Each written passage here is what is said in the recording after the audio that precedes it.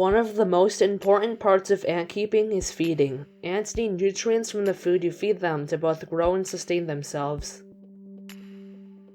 My pet carpenter ants really enjoy what I feed them. They are fed a combination of proteins and carbohydrates.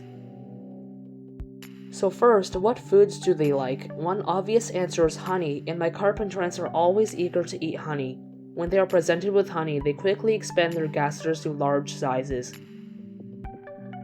Carpenter ants are very large and strong. As a consequence, they don't get stuck in honey. Getting stuck in honey is actually very dangerous for small ants, so watch out.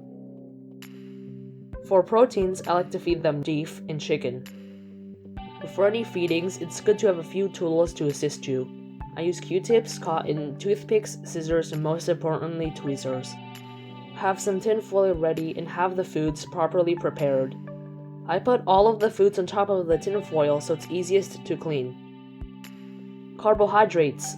For honey, it's the simplest process.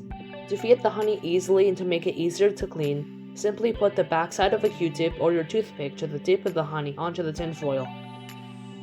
Use your tweezers to get the tin foil into the tube. The ants should then eat from the tin foil.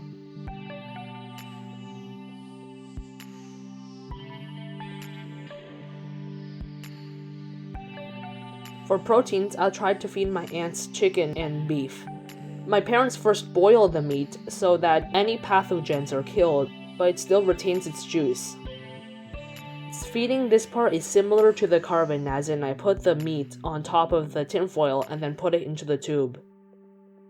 Ants need this protein so the queen can lay eggs and the larvae can develop properly.